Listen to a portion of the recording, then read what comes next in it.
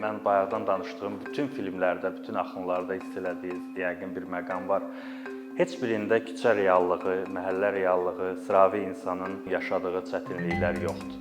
Və bu dərgi rejissorlara bunu xatırlatdı və tənqidi anlayışı o istiqamətdən inkişaf elətdirdi ki, biz nəhayət küçəyə düşməliyik, sıravi insanları göstərməliyik.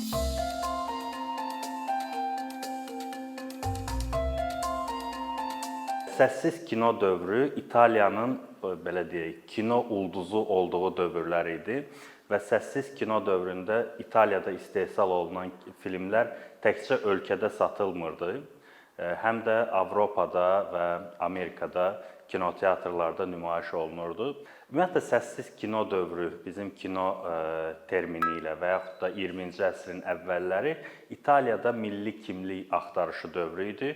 Ölkə gec toparlanmışdı və təbii ki, kollektiv bir kimliyə ehtiyac duyurdu, təcili bir kimlik yaradılmasına ehtiyac duyurdu və bu eyni zamanda milliyyətçiliyi tətikləyirdi. Bundan da başqa filmlərin də tamamilə milli kimlik axtarışı və yaxud da milli kimlik inşasına fokuslanmağına səbəb olmuşdu. Səssiz kino dövründə İtaliyada çəkilmiş filmləri 3 qrupa ayıra bilərik. Əlbəttə ki, ən vacibi tarixi filmlərdir. Onlara kostyum filmləri də deyilir. Tarixi filmlər əsasən milli kimlik inşasında çox vacib rol oynayan, belə deyək də, bir istiqamətdir. Ona görə İtaliya bundan yan keçə bilməzdi. Amma İtaliyada kimlik inşasında digər bir faktor da var idi. Bu da İtalyanların katolik tərəfi idi. Aydın məsələdir ki, tarixə səyahət edirlərsə, tarixdən nümunə götürürlərsə, qədim Roma tarixinə, oradan təbii ki, katolik keçmişindən, həmçinin burada Vatikan və sair məsələlər də var. Və beləliklə, tarixi filmlərdən ayrıca müstəqil istiqamət kimi fərqlənən dini filmlər var idi. Bu filmlər kilsə təməlində humanizm, kilsə təməlli humanizm məzmunu ilə belə dolu idi. Bu tamamilə, belə deyək, kimliyin inşasında bütün o faktorları birləşdirirdi. Necə bir İtalyan olmalıdır, İtalyan necə olmalıdır və İtalyan özünü necə görməlidir? Bu filmlərdə sadəcə olaraq bundan bəhs olunur. Yaxşı vətəndaş necə olmalıdır? Aydın məsələdir, bütün yeni dövlətlər yarandıqca bu mərhələlərdən keçirlər və yaxud da dövlətlərdə siyasət kəskin dəyişəndə yenə bu məsələ bizim rastımıza çıxır və İtaliyada ümumiyyətlə İtalyan kinosunu izləyən bir başqa axın da var. Bu da melodramdır. Janr olaraq melodram İtalyan kinosunun belə deyək də ruhunda var. Bütün növ filmlərdə melodram təsirlərini görmək olardı, həm bu tarixi filmlərdə, həm bu dini filmlərdə. Amma eyni zamanda müstəqil olaraq bir də melodram filmlər yaranırdı səssiz kino dövründə İtaliyada. Melodram filmlərinin də məzmunu əsasən aristokrat həyat tərzi, lüksun ön planda olduğu filmlər idi və bu filmlərdə daha çox danışılırdı varlıların, burjuaziyanın belə intriqalarından. Yəni bu filmlərdə çox elə sosial məzmunlar yox idi, sosial məzmunlu eşq hekayələri də yox idi. Əsasən orta və hətta daha çox yuxarı sinfin münasibətlərdəki intriqalar. Bu səssiz kino dövrünün belə ümumi mənzərəsi belə idi. Tarixi filmlər, onun içində xüsusi paya sahib dini filmlər və melodram filmlər. 1922-yə qədər, hətta 23-ə qədər həmin bu dövr İtalyan kinosunun qızıl dövrlərindən biri adlanır, hətta konkret olaraq qızıl dövrü adlandırılır.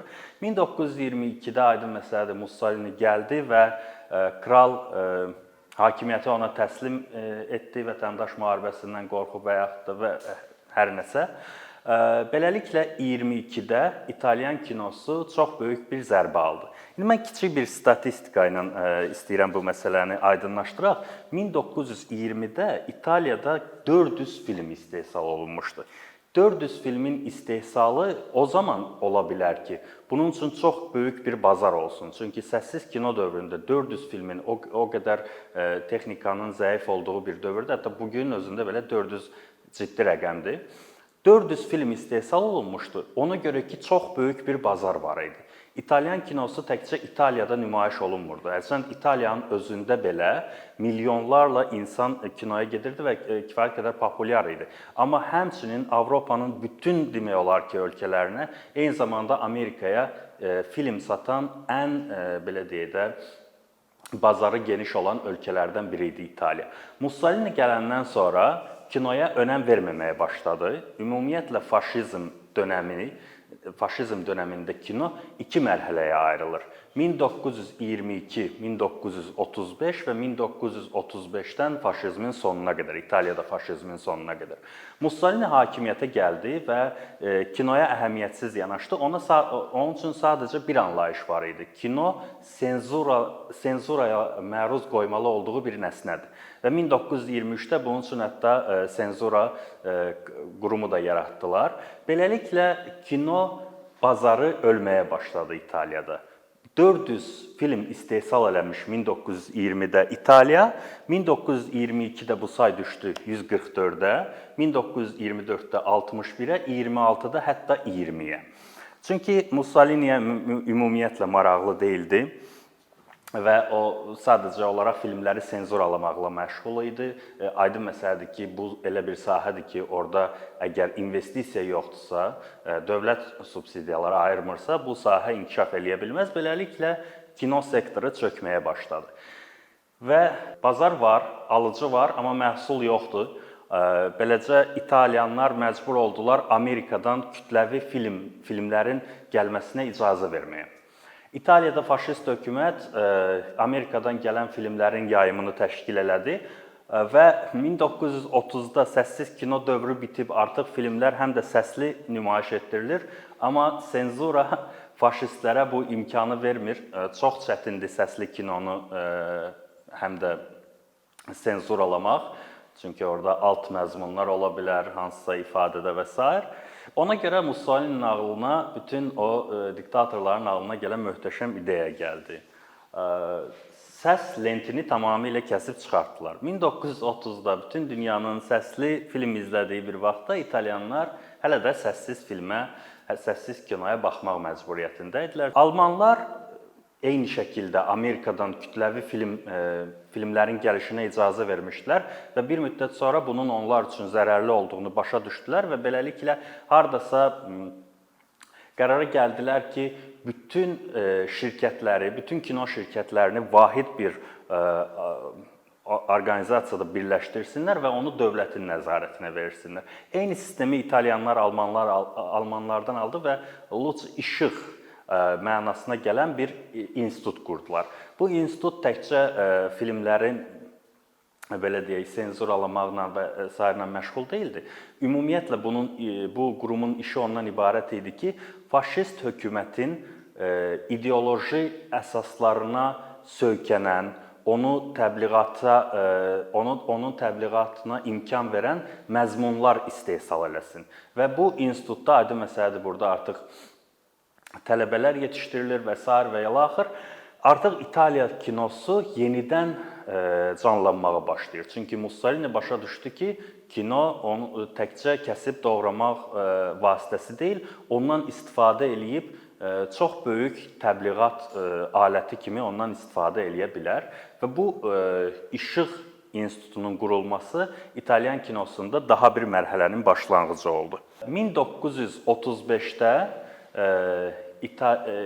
belə deyək, eksperimental kino mərkəzi yaratdılar. Artıq başa düşdülər və eyni zamanda xaricə çoxlu tələbələr göndərdilər kino təhsili alması üçün. O tələbələrdən biri də Russolini idi, hansı ki neorealizmdən bizə çox tanışdı, amma onun gəncliyi tamamilə faşist hökumətin təbliğatına həsr olunan sənədli filmlər çəkməklə keçmişdi. Bunların hamısı, həmin o rejissorların hamısı məhz Mussolininin özünün birbaşa istəyi ilə xarici göndərilmişdilər, orada təhsil almışdılar. 1935-36-da eksperimental kino mərkəzi quruldu. Artıq İtaliyanın özünə xaricdən rejissorlar gedirdi, təhsil alırdı. Məsələn, həmin dövrdə Türkiyədən orada təhsil alanlar var idi, rejissorlar və sonra qayıdıb fəaliyyətlərini davam elətdirdilər. Dövlət artıq tamamilə bu sahəni nəzarəti altına almaq istədi. Və bu çox maraqlı bir nəticəyə gətirib çıxartdı. 1935-dən sonraki dövrdə İtaliyada yenidən rəqəmlər yüksəlməyə başladı. Hətta müharibənin olduğu 1941-də, 42-də artıq rəqəmlər 100-ü keçmişdi. Yəni bir ölkədə müharibə getdiyi bir vaxtda belə 100-dən çox, hətta 119 film istehsal olunmuşdu və bunların əksəriyyəti, bəziləri sənədli filmlər idi, hansı ki faşizmin möhtəşəm tərəflərini insanlara çatdırırdı. Eyni zamanda Mussolini'nin qüdrətini, əzəmətini bütün dünyaya göstərmək üçün kino belə təbliğat aləti kimi istifadə olunmağa başladı. Amma eyni zamanda təkcə bu sənədli filmlər özlüyündə kifayət deyildi. Çünki bu bütün sahələrdə onsuz da təbliğat işi gedir. Həmin belə deyək, həb filmlərə ehtiyac yaranmışdı. Yəni elə bir filmlər ki, onlar insanları gündəlik qayğılardan uzaqlaşdırsın, onları gündəlik problemlərdən, küçənin reallıqlarından, məhəllənin reallıqlarından uzaqlaşdırsın, daha fərqli bir belə deyək, fikrə yönəltsin insanları və bu İtalyan kinosunda çox maraqlı bir axının yaranmasına gətirib çıxartdı. Gəldik mövzumuzun əsas yerlərindən birinə. O adlanır Telefoni Bianchi filmləri və yaxud da Telefoni Bianchi. Telefoni Bianchi filmləri ağ telefon film, yəni bizim dillə ağ telefon filmləri kimi tərcümə olunur. Bu filmləri mən həb filmlər adlandırıram. Əsasən bilmirəm, belə bir anlayış var yoxsa yox, amma bu kinoda çox böyük bir spektra əhatə eləyir. Yəni müxtəlif ölkələrdə, demək olar bu Amerikada, yəni nə qədər kino industriyanın azad olub olmamasından asılı olmayaraq istənilən ölkədə həb filmlər belə deyək var və bu filmlər kütləvi şəkildə istehsal olunur. Telefoni Bianchi filmlərinin özəlliklərindən danışmaq istəyirəm biraz. Telefoni Bianchi filmlərində adını ondan aldı ki, bu filmlərdə zənginlik göstəricisi kimi mütləq ağ bir telefon istifadə olunurdu. Və bu filmlərin keçdiyi məkanlar əsasən lüks villalar, lüks gəmilər, ümumiyyətlə belə deyək, zənginliklə bağ qura biləcək, istənilən məkanda keçə bilir. Malikanələrdə keçirdi bu filmlər və bu filmlər əsas etibarilə melodram janrı idi. Yəni hətta burada da İtalyanlar yenə melodram janrından qaçmırlar, əksinə melodram janrını davam elətdirirlər bu ənənəni. Sadəcə olaraq burada melodram Telefoni Bianchi bir janr deyil, o bir axın idi. Yəni bu axının içində müxtəlif janrlar birləşmişdi və müxtəlif janrlarda filmlər çəkilirdi, amma məzmun etibarilə hamısı eyni idi. Mən nəyə görə iddia eləyirəm ki, bu filmlər həb filmlərdir və birbaşa dövlət siyasətini əks elətdirir? Ümumiyyətlə dövlət subsidiyaları ayrılırdı konkret və birbaşa bu sahəyə. Yəni digər filmlər də istehsal olunurdu. Həmin dövrdə də İtaliyada yenə o kimlik axtarışını davam elətdirən filmlər çəkilirdi, amma o qədər də yatırım almırdı. Bu Telefoni Bianchi filmləri kifayət qədər böyük yardımlar alırdı. Və maraqlı bir misal mənim ağlıma gəldi Azərbaycanla bağlı, eyni zamanda Türkiyə ilə bağlı bu filmlər haqqında düşünəndə. Bugünün ən böyük, kinosənayinin ən böyük istiqamətlərindən biri seriallardır və gəlin biz Türkiyə və Azərbaycan seriallarına nəzər salaq. Görək onlarda mövzu nədir? Maksimum orta, daha çox yuxarı sinfin, hansı ki holdingdə keçir həyatları, onların aralarındakı intriqalar, onların aralarındakı belə də bütün problem, sanki insanların bütün problemləri bitib və bir-birlərinə tələlər qurmaqla məşğuldurlar və bütün həyatları bundan ibarətdir. Və Azərbaycanda da yeri gəlmişkən həmin bu serial sənayesi dövlətin birbaşa yardımı ilə başladı.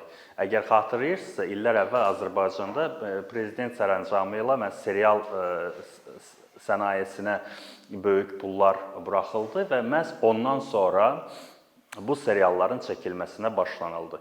Türkiyədə bu ənənə bir qədər belə deyək, artıq insanlar bezib bu hekayələrdən, ona görə yerini daha çox tarixi seriallara verib. Amma bu təkcə insanların bezməsi ilə bağlı deyil, həmçinin siyasi sistemlər kəskin olaraq dəyişəndə, bayaq dediyim kimi, necə ki, Türkiyədə deyək ki, Ərdoğana qədər Osmanlı tarixi ən azından müasir siyasətdə bir mənalı şəkildə inkar edilirdisə, Türkiyə daha çox, yəni imperialist davranışlardan müəyyən qədər uzaq idisə, Ərdoğan hökuməti dövründə bu davranışlar yenidən bərpa olmağa başladı və bu özünün mədəniyyətdə təsirini birbaşa olaraq göstərir.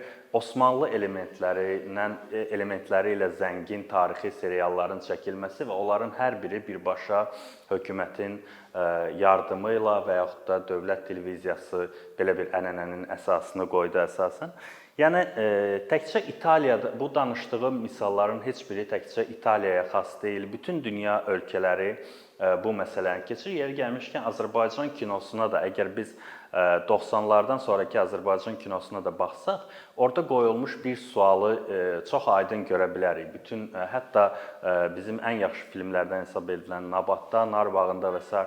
bütün belə deyək, filmlərdə qoyulmuş suallardan ən vacibi budur. Biz kimik? Azərbaycanlı nədir? Azərbaycanlı necə olmalıdır? Azərbaycan ailəsi necə olmalıdır?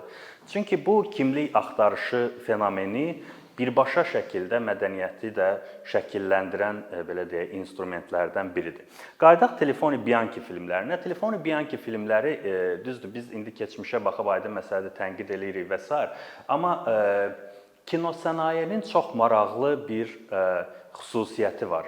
O, mütləq özündən sonra, yəni bu tip kino sənayilərin nəzərdə tuturam, o mütləq özündən sonra ondan çox kəskin fərqlənən artistik bir axının əsasını qoyur. Telefoni Bianchi ilə də belə oldu. Telefoni Bianchi 40'lara qədər davam elədi və tamamilə artistik elementlərdən demək olar uzaq, ona ümumiyyətlə yaxın olmayan filmlər idi. Belə bayağı adlandırılacaq filmlər idi və 1940'larda İtaliyada kaligrafizmo, səhv eləmirəmsə, belə adlanan xəttatlıq belə deyək, axını yaranmağa başladı. Bu axın nədən ibarət idi? Rejissorlar artıq fikirləşməyə başladılar ki, bu zövqsüzlüyə qarşı dirənmək lazımdır və bu özlüyündə belə bir axın yaratdı. Amma o axın daha zəif oldu. Bugün daha çox haqqında danışacağımız axın isə əlbəttə ki, neorealizm idi və neorealizm bir çox məsələdə Telefoni Bianchi'dən çox şey aldı. Bu bir janr olaraq, bir axın olaraq. Deməli, bayaq dediyim kimi, Mussolini hakimiyyətə gələndən sonraki dövrlərdə kino sənayedə böyük çöküş başladı, amma 26'da 20 film çəkildi nəticə etibarilə. 38'də bu rəqəm qalxmışdı 45'ə, bir il sonra 50, müharibənin ilk illərində artım, 40'da 83, 41'də 89 və 1942'də artıq 119 film. Bu filmlərin də bütün dediyim kimi, əsas xüsusilə müharibə dövrü filmlərinin əsas xüsusiyyəti nədən ibarət idi İtalyan kinosunda? Maraqlıdır, müharibənin qızğın dövründə İtalyan kinosu daha belə sülhpərvər bir sima almağa başladı. Bilmirəm, bu konkret olaraq nə ilə bağlıdır? Yəni, aydın məsələdir ki, rejissorların individual cəhdləri deyildi. Ümumi ölkədəki proseslər yəqin ki, buna gətirib çıxarmışdı. Çünki kifayət qədər rəngli bir tarix yaşayırdı İtaliya vətəndaş müharibəsi və s. Və həmin o dövrdə faşizm təbliğatı yavaş-yavaş artıq bitməyə başlamışdı və faşizm təbliğatı insanlara cəlbedici gəlmirdi. Ağ Telefon filmləri haqqında danışdıq və burada İtalyan kino tarixini dəyişən çox maraqlı bir məsələ baş verdi. 1936'da sinema dərgisi, kino dərgisi yarandı.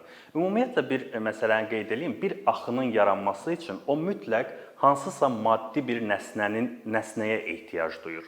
Yəni təkcə teorik baza, təkcə fikir bir axının formalaşmasına kifayət deyil. Mütləq bir maddi nəsnə olmalıdır. Məsələn, Alman ekspressionizmində bu kafe idi. Orada da dərgi var idi. Amma insanlar, rejissorlar bir kafe ətrafında əvvəlcə birləşdilər və daha sonra ekspressionist filmlər çəkilməyə başladı Almaniyada. İtaliyada bu sinema dərgisi oldu. 1936-da bu dərgi fəaliyyətə başladı. 1936-da Mussolini'nin oğlu bu dərginin redaktoru olmağa başladı. Cəmaət oğlunu hansısa vəzifəyə nazir və s. qoyur, amma Mussolini'nin oğlu dərgi redaktoru olmağa başladı. Amma oğul Mussolini babadan da belə deyək, atadan da fərqli idi. O daha çox liberal və demokratik görüşlərə sahib idi və sinema dərgisində o bir inqilab elədi. Sinema dərgisinə cəlb elədiyi adlar var onun. Həmin o adları Cesare Zavattini, Roberto Rossellini, Luchino Visconti, Antonioni və Giuseppe De Santis. Bu adların hər biri yəqin ki, sizə neorealizmdən tanışdı, neorealist rejissorlardır və bunların hər biri bu dərginin sayəsində belə deyək, kinoya addımlarını atdılar. Bayaq dediyim kimi, bir maddi nəsnə mütləq olmalıdır axın üçün və neorealizm üçün bu sinema dərgisi oldu. Sinema dərgisində bu dərgi İtalyan kinosuna tənqidi anlayışı gətirdi və İtalyan kinosuna, İtalyan rejissorlarına bir məsələni xatırlatdı. Biz tamamilə küçələrdən uzaqlaşmışıq və ümumiyyətlə mən bayaqdan danışdığım bütün filmlərdə, bütün axınlarda hiss elədiyiniz yəqin bir məqam var. Heç birində küçə reallığı, məhəllə reallığı, sıravi insanın emosiyaları, onun yaşadığı çətinliklər yoxdur. Və bu dərgi rejissorlara bunu xatırlatdı və tənqidi anlayışı o istiqamətdən inkişaf elətdirdi ki, biz nəhayət küçəyə düşməliyik, sıravi insanları göstərməliyik. Və bu inqilabın tamamlayıcı belə nöqtəsini maraqlı bir sitat oxuyacağam oradan. Deməli, 1941-də bir yazı yazıldı. Bu yazını yazan Giuseppe De Santis idi. Reallıq və şeir, Verga və İtaliya kinosu. Verga Siciliyalı realist bir yazıcı idi. O, İtalyan realizminin ən parlaq nümunələrini yaratmışdı. Və burada, belə deyək, Santis'in dediyi ondan ibarət idi ki, necə ki Verga şeirlərində küçə reallıqlarını göstərir, biz kino olaraq da bunu göstərməliyik. Yaradıcı bir güc olaraq reallıq bütün ifadə formalarının əsl və ölümsüz ölçüsüdür. Saxtakarlıq və ritorik anlayışa qarşı Verga'nın hekayələri tarixi baxımdan tək vacibat kimi qarşımızdadır. Bu da ağrı çəkən və ümid eləyən insanlıqdan ilham alan inqilabi bir sənətdir.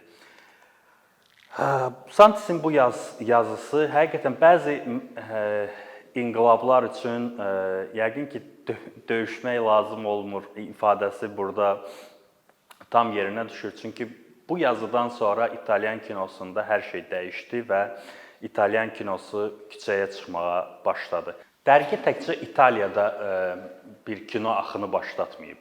Fransada Bazinin jurnalı, məsələn, Fransız Yeni Dalğanın əsasını qoyan insanları orada birləşdirmişdi. Eyni zamanda İngiltərədə belə də müstəqil azad kinonun ortaya çıxmasını şərtləndirən Sekans dərgisi idi. Bayaq dediyim kimi bu Alman ekspressionizmindən də yan keçməmişdi. Amma İtalyan neorealizmində çox xüsusi bəzi məsələlər var idi. Niyə neorealizm məsələn Fransada yox, İngiltərədə yox, Almaniyada yox, həmin dövrdə istehsalatın çox olduğu Amerikada yox, məhz İtaliyada yarandı. Çünki neorealizm klassik və modern kino arasında körpüdür və bu körpü niyə İtalyanların payına düşdü? Baxmayaraq ki, İtaliya müharibədən ən çox zərər çəkmiş ölkələrdən biri idi. Məğlub ölkə idi, aydın məsələdir. Və bu sualı fikirləşə bəzi məsələləri də xatırladaq. Ümumiyyətlə bir axının ortaya çıxması üçün dediyim kimi bir maddi bazanın yanında həm də bir teorik baza lazımdır. Bu teorik bazanı kimlər yaradır? Bekar insanlar. Ümumiyyətlə bekar rejissorlar belə deyək. İşi gücü olan rejissorlar bütün gün ya film çəkməklə məşğuldur, ya ssenari yazmaqla məşğuldur. Amma işi gücü olmayan, film çəkməyən və çəkə bilməyən rejissorların işi bəlli bir teorik arxa fon yaratmaqdır. Gəlir, nəyi çəkmək istəyirsənsə onu yazırsan və bu dərgi bu imkanı verdi və bu insanlar böyük bir teorik baza yaratdılar. Hər filmi tənqid elədikcə o deməkdir ki, sən artıq film çəkməyə başladıqca onu eləməyəcəksən. Hər filmin hansısa bir xüsusiyyətini bəyəndikcə aydın məsələdir ki, ondan bəhrələnəcəksən və bu bayaq sadaladığım rejissorların hər birinə dərgi elə bir fürsəti yaratmışdı. Amma bir kinonun ortaya çıxması üçün ən vacib faktor həm də ədəbiyyatdır. Və həmin o dövrdə İtaliyada ədəbiyyat da kino kimi reallıqdan tamamilə uzaqlaşdırılmışdı. İnsanlar necə ki kinoda istədikləri filmi çəkə bilmirdilər, senzuraya məruz qalırdılar və yaxud da küçə reallıqlarından uzaq idilər, eyni şəkildə də ədəbiyyatda. Amma ədəbiyyatda ədəbiyyatçılar çox maraqlı bir üsul tapdılar. Madam ki mən öz sözümü deyə bilmirəm, bunu başqalarının sözü ilə deyə bilərəm və bu halda daha zərərsiz ola bilər. Beləliklə özlərinə ən yaxın olan Amerika böyük iqtisadi böhran dövrünün yazıçılarından John Steinbeck-i seçdilər ki, onun həmin o Böyük Depressiya illərinə aid olan əsərləri tamamilə İtalyan reallığını əks elətdirə bilər. Və beləliklə Pavese və digərləri böyük bir ədəbi külliyyat yaratmağa başladılar, sırf tərcümələr sayəsində. Bir neçə il ərzində, bu 40-cı illərdə, Pavese 16 əsər tərcümə eləmişdi. Özü də 41-ci ildə və bunların hamısı gizli şəkildə çap olunub paylanırdı. Çünki senzura aydın məsələdir ki, buna imkan verməyəcəkdi. Və 41-ci ildə özünün Bizim Buralar əsərini yazır. Bizim Buralar daha doğrusu İtalyan ədəbiyyatında neorealistik axını başladan əsərlərdəndir və ondan sonra təkcə əlbəttə ki, Pavese deyildi, əksəriyyət məhz bu tipli əsərlər yaratmağa başladılar. Həmin dövrdə tərcümə olunan əsərlərdən biri də Keynin Poçtalyon qapını 2 dəfə çalır əsəri idi. Bu əsərin tərcüməsi də yenə neorealizm üçün çox vacib idi. Çünki neorealizmin ilk filmi məhz həmin bu əsər əsasında yaranacaqdı. Beləliklə, neorealizmin yaranması üçün şərtləri fikir verirsə, hər şey yavaş-yavaş formalaşdırır. Ədəbiyyat lazımdır, daha doğrusu teorik baza lazımdır, dərgi yaradır. Rejissorlar lazımdır, dərgidən çıxır. İnvestisiya yoxdur hələ, investisiya da olacaq. Ədəbiyyat lazımdır, çünki yaxşı film yaxşı ssenaridən başlayır. Bəzən Azərbaycanda kino rejissorlar deyəndə ki, Azərbaycanda ədəbiyyatın zəif olmamağı eyni zamanda kinonun zəif olmağına gətirib çıxarır. Bunu ədəbiyyatçılar biraz belə qısqanclıqla və yaxud da belə yanlış anlayırlar. Söhbət təkcə yaxşı ədəbiyyatın yazılmasından getmir. Söhbət həm də yaxşı ədəbiyyatın tərcümə edilməsindən gedir. Yəni bu gün Azərbaycan ədəbiyyatındakı boşluq kinoda da böyük bir boşluğa gətirib çıxarır. Beləliklə, neorealizm üçün demək olar ki, hər şey hazırdır və Luchino Viscontinin Ossessioni filmi, bu həmin Poçtalyon qapını 2 dəfə çalır əsəri əsasında çəkildi 43-də və beləliklə İtalyan neorealizminin əsası qoyuldu. İtalyan neorealizminin sadəcə olaraq xüsusiyyətlərini sadalayıb bitirmək istəyirəm. Amma İtalyan neorealizmi haqqında danışanda bir məsələni xüsusilə vurğulayırlar. Sanki belə təəssürat yaranır ki, İtaliyada kino rejissorlar qərara gəldilər ki, biz sınıq-salxaq kameralarla çıxacağıq dekorun olmadığı və çox belə görüntünün estetik olmadığı küçələrə və peşəkar aktyorlardan imtina eləyib film çəkəcəyik. Bu belə olmadı. Mən bayaq dedim, Cinecittə studiyaları yaranmışdı. Müharibə dövründə bu studiyalar tamamilə dağıldı. Və müharibədən sonra artıq o qədər sərmayə yoxdur ki, yeni kino studiyalar yaransın. Ona görə də rejissorlar məcbur olub küçəyə düşdülər. Məcbur olub, çünki peşəkar aktyorların əksəriyyəti qaçmışdı Amerikaya. Məcbur olub onlar həvəskar aktyorlar çəkdilər və məcbur olub sınıq-salxaq kameralarla belə yöndəmsiz kadrlarla filmlər çəkməyə. Bu bir məcburiyyət idi, amma məcburiyyət özlüyündə neorealizm kimi bir axın yaratdı. Son olaraq, sadəcə olaraq neorealizmin xüsusiyyətlərini qeyd edirəm. Gündəlik həyatdan hekayələr, bu aydın məsələdir. Sıravi insanın problemləri ön plandadır. Bütün neorealizmə qədər danışdığımız bütün axınların əksinə burada sadəcə bir proses baş verdi. Sıravi insan kameranın qarşısına keçdi. Həvəskar aktyorlar istifadə olunur. Kameralar artıq dekor yoxdur və dekor qurmağa da o imkan yoxdur. Ona görə kameralar küçədədir. Təbii işıq istifadə olunur. Ona görə ki, işıq yoxdur. Təbii dekorasiya istifadə olunur və ən əsas neorealizmin ən vacib özəlliklərindən biri də formalizmdən imtina elədi. Yeri gəlmişkən, kinoya nə verdi neorealizm haqqında danışanda adətən bir məsələni xüsusilə vurğulayırlar. Müəllif kinosunun yaranmasında çox böyük rol oynadı neorealizm. Biz bugün Antonioni və Fellini neorealizm daxilində dəyərləndirənləri də oxuyuruq. Amma onlar daha çox neorealizm xaricində dəyərləndirilən rejissorlardır. Çünki onlar müəllif kinosuna aid rejissorlardır. Bax, belə bir rol oynadı. Neorealizmə tənqidi tərəfdən yanaşanların hər zaman vurğuladığı bir məqam isə ondan ibarətdir ki, neorealizm klassik kino ənənələrini qıra bilmədi. Modern kino ilə klassik kino arasında körpü rolunu oynadı, amma o ənənələri qıra bilmədi. Klassik kinonun mütləq səbəb-nəticə və sonluq formulu İtalyan neorealizmində də var və bu istənilən rejissor həmin o stereotipi qıra bilmədi.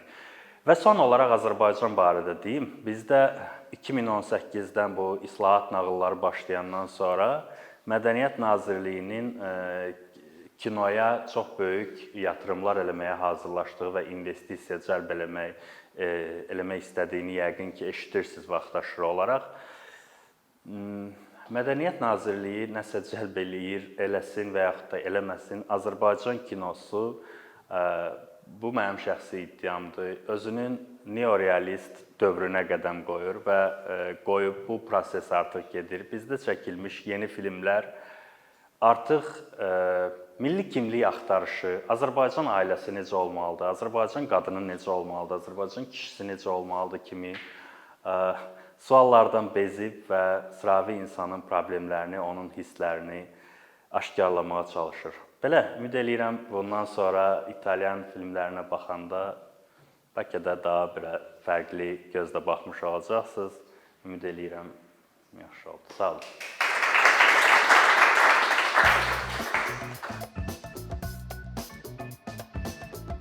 Bir neçə ildir ki, əkinçi olaraq Azərbaycanlı izləyicilərin hər zaman faydalana biləcəyi, keyfiyyətli və ən əsas ödənişsiz kontent hazırlamağa çalışırıq. İndiyədək təqdim etdiyimiz onlarla animasiya və yüzlərlə çəkilişlər tələbələrin, mütəxəssislərin, müəllimlərin və ümumiyyətlə yeni mövzulardan xəbərdar olmaq istəyən çox sayda insanın marağına səbəb olub. Bu illər ərzində hazırladığımız videolar təhsil, texnologiya, ictimai fəallıq, iqtisadiyyat, gender bərabərliyi, ətraf mühit, ifadə azadlığı, hüquq, demokratik inkişaf, mədəniyyət və digər mövzuları əhatə edib. Məqsədimiz çoxlu baxış gətirən deyil, çoxlu fayda gətirən videolar hazırlamaqdır. Amma bu, düşündüyümüz qədər asan deyilmiş. Gördüyümüz iş kifayət qədər resurs, əmək və təbii ki, davamlılıq tələb edir. Bu səbəbdən Patreon platformasından istifadəyə başladıq. Əkinçinin Patreon hesabının populyarlaşmasına çox böyük ümidlərimiz və gözləntilərimiz var.